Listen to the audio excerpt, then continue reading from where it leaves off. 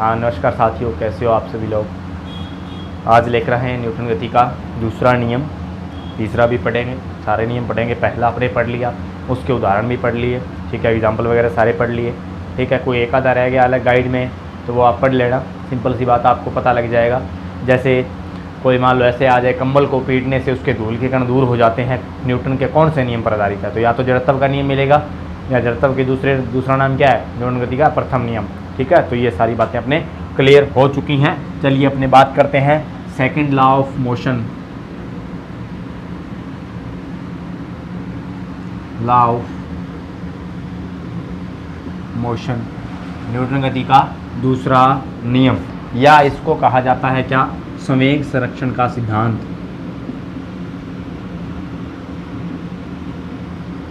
इसी के अंदर इंक्लूड है संवेग संरक्षण का सिद्धांत, संवेग संरक्षण का सिद्धांत। तो पहले संवेग के बारे में बातें कर लेते हैं। संवेग क्या होता है?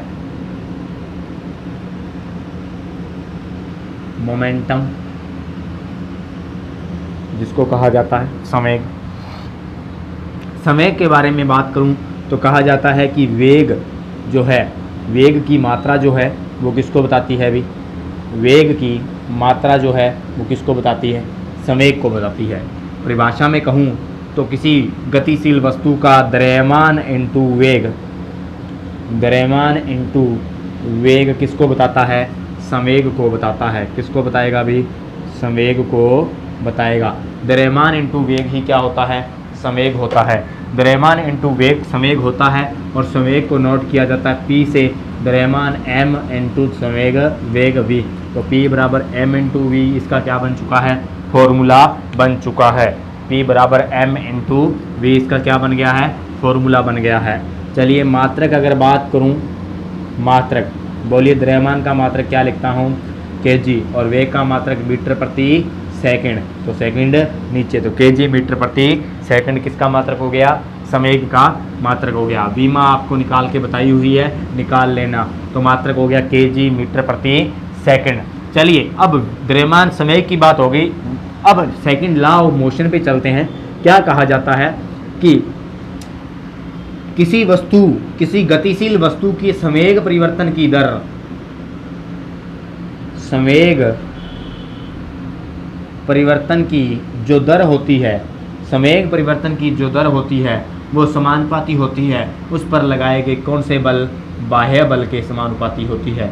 उल्टा लिख सकते हैं, कोई बात नहीं। बाह्य बल जो लगाया जाता है वो किसके समानुपाती रहता है? संवेग परिवर्तन के दर के समानुपाती रहता है। तो मैं यहाँ से लिख सकता हूँ कि जो बाह्य बल है वो समानुपाती किसके रहेगा?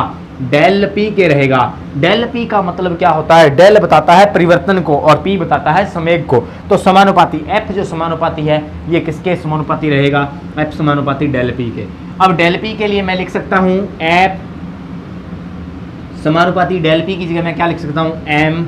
अब देखो वेग में परिवर्तन करना पड़ेगा तो एम डेल वी, ठीक है। वैसे तो द्रव्यमान में भी परिवर्तन कर सकते हो, लेकिन आपके इतना सिलेबस में नहीं है कि अपने इसको विस्तार से पढ़े। दो बातें हो सकती हैं, या तो द्रव्यमान में परिवर्तन किया जाए या वेग में परिवर्तन किया जाए, ठीक है। द्रव्यमान को कांस्टेंट रख के वेग में परिवर्तन कर दो, या वेग को कांस्टेंट रख के द्रव्यमान में परिवर्तन कर दो। आमतौर पर घटना होती है द्रव्यमान को कांस्टेंट करके वेग को परिवर्तित किया जाता है, वेग को परिवर्तित किया जाता है, ठीक है। तो अब देखिए यहाँ से कांस्टेंट को बाहर निकालता हूँ तो क्या आएगा?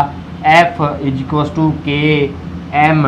अब देखिए डेल वी परिवर्तन की दर करनी है तो किसके साथ परिवर्तन करेंगे भी? डेल टी, समय के साथ परिवर्तन करेंगे। यहाँ डेल टी था, समय के साथ परिवर्तन, ठीक है। तो अब क्या हुआ? के। अब इसको मैं लिख सकता हूं क्या? एम। देखें यहाँ पे हमारे पास, दोबारा देख लीजिए, थोड़ा सा दोबारा ही बता देता हूं कि जो बाह्य बल है, बाह्य बल है वो समानुपाती रहेगा किसके? संवेग में परिवर्तन की दर समय के सापेक्ष। और संवेग में परिवर्तन की दर समय के सापेक्ष मैं कैसे लिख सकता हूं? Del m del v upon del t, m del v upon del t, ये हो गया। यानी पी की जगह मैंने क्या लिख दिया? एम डेल वी, और डेल टी नीचे पढ़ाइए। अब मेरे को एक चीज बताइए, ये इधर वाली राशि किसको बता रही है? ये इधर वाली राशि किसको बता रही है? Del v upon del t किसको बता रहा है? एम तो इधर पढ़ाई है। वेग में परिवर्तन की दर क्या होती है भाई? त्वरण। और इधर क्या है? एफ। इधर क्या है एफ, समानुपाती लगा दूंगा। एफ समानुपाती किसके आ गया, एम ए के समानुपाती आ गया। एफ समानुपाती हमारे पास क्या बन गया, एम ए बन चुका है। और मैं यहाँ पे लिख देता हूँ एफ बराबर के एम ए, यानी समानुपाती हटाएंगे तो कोई कांस्टेंट राशि आ जाएगी, और ये के क्या है, कांस्टेंट है, इसका मान 1 मान लिया जाता है। तो हमारे पास एफ इज इक्वल टू क्या बन गया, एम इंटू ए, द्रव्यमान इंटू त्वरण ही क्या है, बल होता है। ये बल की अवधारणा पर आधारित है, यानी बल बराबर क्या होता है, द्रव्यमान इंटू त्वरण यानी बलमा, बल बराबर बलमा। ये फॉर्मूला याद है, कल ही परसों मैंने बताया था। तो बल बराबर क्या होता है, द्रव्यमान इंटू त्वरण होता है। ठीक है, तो ये था न्यूटन गति का दूसरा नियम, संवेग में परिवर्तन की दर बताती है किसको, आरोपित बाह्य बल को बताती है संवेग में परिवर्तन की दर। चलिए अब क्या करते हैं, एक यहां से मिलती जुलती राशि बताता हूं आपको, आवेग। यहां से मिलती जुलती राशि एक और बताता हूं, आवेग, उसको भी सुन लीजिए। आवेग क्या है, संवेग आ गया तो इसी के साथ आवेग बताता हूं। आवेग बताता है जी बल की मात्रा को, आवेग बताता है किसकी, बल की मात्रा को। आवेग सही वास्तव में क्या होता है, संवेग में परिवर्तन होता है। संवेग में परिवर्तन कितना हुआ है, वो बल लगाएंगे तभी तो परिवर्तन होगा। तो संवेग में परिवर्तन कितना हुआ है वो आवेग बताएगा। आवेग को नोट किया जाता है जे से, और वो होता है संवेग में परिवर्तन। अब ध्यान दीजिए, संवेग में परिवर्तन बताता है बल कितने समय के लिए लगाया, यानी कितने समय अंतराल के लिए आपने क्या लगाया, बल आरोपित किया है। कितने समय अंतराल के लिए आपने बल आरोपित किया है, वो किसको बताता है भी, आवेग को बताता है। अब सुनिए बात, यहां से बहुत अच्छा कॉन्सेप्ट, यहां से कॉन्सेप्ट क्या निकल के आएगा कि अगर, सुनिए, अगर आपको मैं यहां से क्या निकालता हूं, बल का मान निकाल लेता हूं। बल का मान क्या आएगा, एफ बराबर जे अपॉन में टी, ये लो एफ बराबर जे अपॉन में टी, ये बल का फॉर्मूला एक नया बन गया। अब एक बात सुनिए, अगर मैं समय बढ़ा दूं, अगर मैं समय बढ़ा देता हूं तो बल बताओ कम हो जाएगा, क्योंकि नीचे वाली राशि बढ़ती है तो पूरी की पूरी परिणामी जो होता है वो कम हो जाएगा।